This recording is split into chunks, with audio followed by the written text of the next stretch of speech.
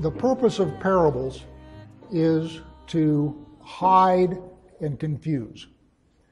In other words, parables are used when you want to speak the truth to someone and you want to speak it in such a way that the hearer won't understand unless the hearer is particularly tuned in.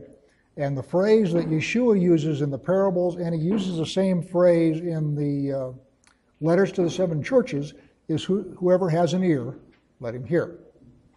And so the idea is that most people listening to them will not understand them, but to the ones that they are intended for, they will be understandable.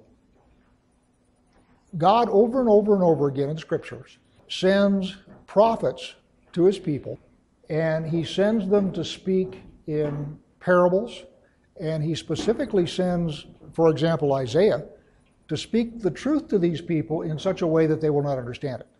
And the reason for that is they're going into exile. In other words, their sins have gotten to the point where, okay, it's going to be everybody out of the pool time.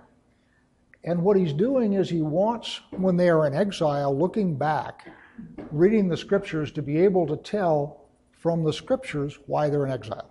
And the reason for that is that exile is therapeutic and restorative. It is not punitive. So every time Israel goes into exile, it is to correct some problem or flaw with their national character. And if they don't know what that problem or flaw is, then they can't correct it. But having been thrown out of the pool and been up to their hips in, hairy Assyrians or hairy Babylonians or hairy Romans or, whatever big hairy guys threw them out, they then take the Scriptures that were written to them before they went and they go back over it, and those Scriptures then tell them, okay, this is why you're here. But before they go, they don't pay any attention. So the prophet can speak these words in parables to them.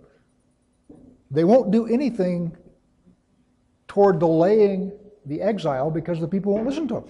They don't hear them. They don't understand them.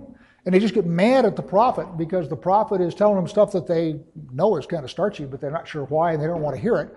So they get mad at the prophet, they throw him in the jail or whatever that kind of thing is. Once they get into exile, then they can look back and say, oh, that's what he meant, that's what he was saying, that's why we're here.